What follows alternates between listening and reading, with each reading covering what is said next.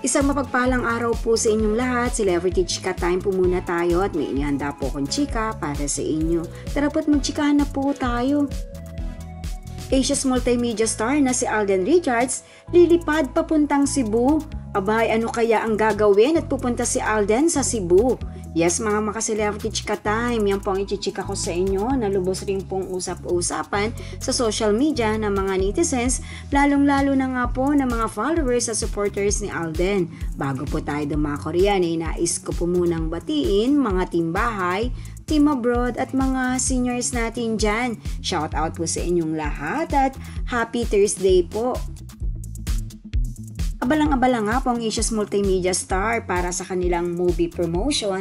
Kasama niya po rito ang kanyang katambal na si Julia Montes. Halos araw-araw po ay nagpo-promote si Alden at Julia para sa kanilang upcoming movie na Pride Breakups and a Romance na mapapanood na po natin sa darating na October 18 sa mga sinihan. Nagpo-promote po sila sa mga iba't ibang programa ng GMA7 and of course sa mga radyo rin po at maging pati rin po sa mga mall tour. At sa ibinahagi nga po ng Myriad Corporation na pag-aari nga po ni Alden ay lilipad po patungong Cebu si Alden kasama si Julia Montes para po sa kanilang mall tour na magaganap po ito sa SM Cebu bukas. Kaya naman po, paniguradong nag-aabang na ang mga Cebuanos na fans po ni Alden sa kanyang mall tour na magaganap nga po bukas. In fairness po napakasipag po ni Alden na mag-promote ng kanilang upcoming movie na Pride Breakups and a Romance. Kaya naman po, paniguradong patok na naman po ang kanyang movie na ito sa mga sinihan.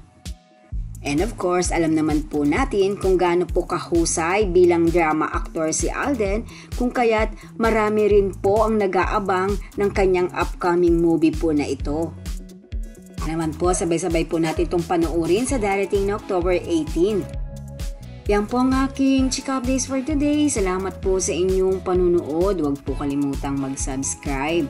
Pwede po mag-comment sa ibaba. Basta't wag lamang po harsh o nakakasakit sa isa't isa. Salamat po muli. Spread love, not hate.